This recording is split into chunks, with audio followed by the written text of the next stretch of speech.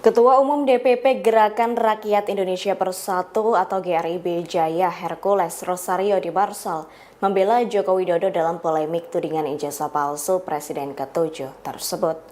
Ia bereaksi keras mengetahui rencana aksi basa yang akan mendatangi rumah Jokowi di Solo, Jawa Tengah. Hercules turut mengingatkan bahwa Indonesia merupakan negara hukum. Hal itu disampaikan Hercules seusai melakukan silaturahmi ke rumah Jokowi di Solo pada Selasa 15 April 2025. Ia mengklaim kunjungannya itu murni silaturahmi, tak ada hal spesifik yang dibicarakan.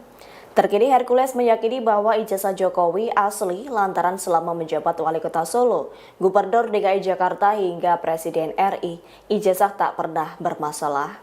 Ia menilai sangat mustahil Jokowi bisa mencalonkan diri apabila ijazah yang dilampirkan palsu. Terkini ia mengaku kesal terhadap pihak yang menuduh ijazah Jokowi palsu. Hercules menyatakan penyebaran isu ini hanyalah sensasi.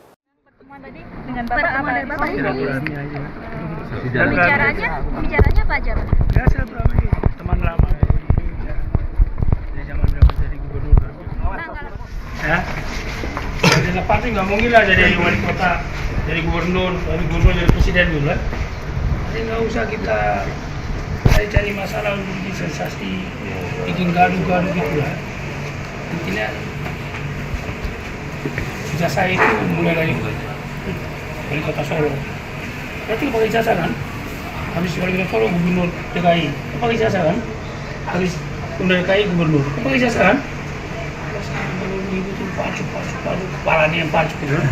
Kalau besok sampai ada yang mau geruduk itu gimana, Pak? Banyak itu geruduk. Kan kalau geruduk, nah negara ini negara hukum.